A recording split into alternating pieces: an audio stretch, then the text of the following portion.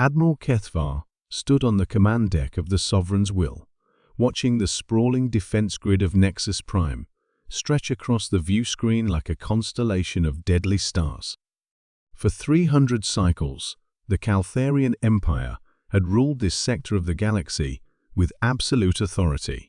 Their capital world was protected by the most advanced military installation ever constructed, 7 orbital stations, each the size of a small moon, bristling with quantum disruptors and reality warping shields. No enemy had ever breached Nexus Prime's defenses. No one had even tried in the last century. "Status report," Kethvar commanded, his forearms folding behind his carapace in the traditional pose of imperial authority. His species had evolved from arthropods, and despite millennia of civilization, they retained the cold, calculated patience of their ancestors. "All defense grids operational," Admiral reported his tactical officer, Lieutenant Zextol. "Long-range sensors show nothing but scheduled merchant traffic. The sector is secure." Kethvar nodded, but something felt wrong. For weeks, disturbing reports had filtered in from the outer rim, entire Imperial fleets vanishing without trace, colonies going silent, and most troubling of all, whispered accounts of a species the Empire had thought extinct: humans. The Caltharian databases contained extensive records about them. Earth had been glassed 2 centuries ago, during the Empire's expansion. The humans had fought with surprising tenacity for such a primitive species, but their chemical-fueled rockets and kinetic weapons were no match for Imperial technology. The surface of their homeworld had been reduced to molten slag, its population of 9 billion reduced to ash and memory. Or so the Empire had believed. Admiral Zextol's voice carried a note of confusion. "I'm detecting a minor gravitational anomaly, 30,000 kilometers off our starboard bow. It's moving." Kethvar turned to face his tactical display. A small distortion was indeed present on the sensors, but it registered as nothing more than a curious fluctuation in local space-time. "Elaborate." "Unknown, sir. It appears to be..." The universe exploded.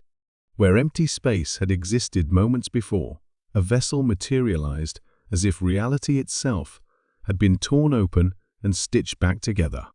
It was massive, easily 3 kilometers in length, but its design was unlike anything in Imperial records. The hull was angular and predatory, painted in matte black that seemed to devour light. Strange geometric patterns covered its surface, glowing with an ominous red radiance. "Impossible," Kethvar breathed. "Our sensors showed nothing." "How did they?" "Admiral." Zextol's voice cracked with panic. "I'm reading energy signatures unlike anything in our databases. That ship, it's not using any known propulsion or stealth technology." The mysterious vessel hung motionless for exactly 3 seconds. Then it began to move. What happened next would be debated by military historians for generations. The human ship for the energy signatures were unmistakably organic. Unmistakably human, didn't fire conventional weapons. Instead, sections of its hull opened like blooming flowers, revealing arrays of devices that defied every law of physics the Empire understood. The first orbital defense station simply ceased to exist. One moment it was there, its shields blazing with defensive energy, and the next it had been replaced by a perfectly spherical void in space. No explosion, no debris field, just absence where matter had once been. "Station 7 is gone," Zextol reported, his voice hollow with disbelief. "I'm not reading any weapon discharge, no energy beam, nothing. It's just gone." Station 3 suffered a different fate. The human ship turned one of its mysterious weapon arrays toward it, and the massive structure began to fold in on itself like origami made of metal and ceramics. The 100,000 Caltharians aboard didn't even have time to scream, as their reality compressed into a space no larger than a grain of sand.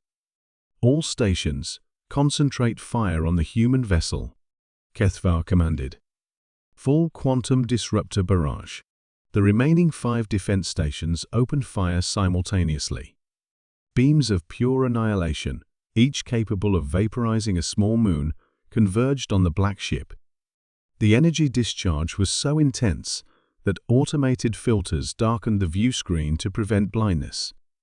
When the light faded, the human warship remained completely unharmed. Shields holding at. Impossible. Zextol's instruments couldn't process what they were detecting.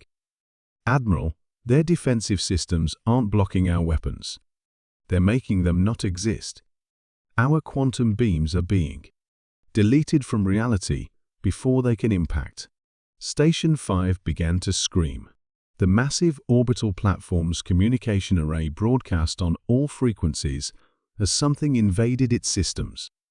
But the screams weren't electronic, they were organic. As if the station itself had developed the capacity for pain.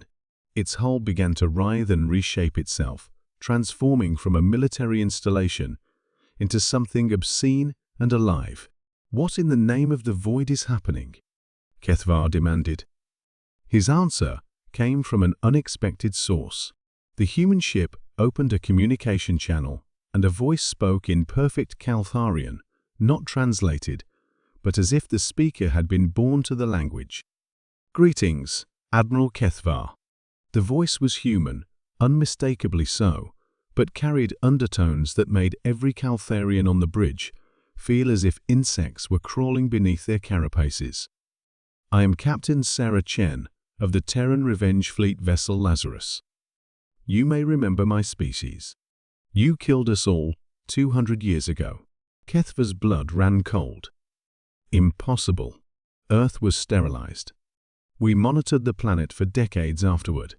Nothing survived. Nothing survived on Earth, the human captain agreed. But we had learned much from you before you tried to murder us. Dimensional folding. Reality manipulation. The mathematics of existence itself. We spent 2 centuries in spaces between spaces, growing, evolving, becoming something more than what we were. Station 2 exploded, but not outward, it exploded inward, its matter compressing until it formed a miniature black hole that immediately began consuming the debris of its neighbors. Your defenses mean nothing, Captain Chen continued, her voice carrying the weight of species-wide genocide. Your technology is a toy compared to what we've become. Your empire is built on the bones of 1 trillion murdered civilizations.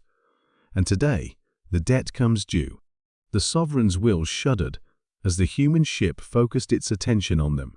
HFY felt his reality beginning to fray at the edges. The walls of his bridge rippled like water, and he could see through them into dimensions that shouldn't exist. You could have been explorers, Chen's voice whispered from everywhere and nowhere. You could have been teachers, diplomats, builders of wonders. Instead, you chose to be conquerors. Now you'll learn what it means to be conquered by something that has transcended conquest itself. As his ship began to fold itself inside out, Admiral HFY understood with perfect clarity that the age of the Caltharian Empire was ending. The humans hadn't just returned from extinction, they had returned as something beyond extinction itself. The last thing he saw before reality collapsed entirely was the image of Earth on his auxiliary screens, green and blue and alive again, somehow restored from its molten grave. The humans had come home, and they had brought hell with them.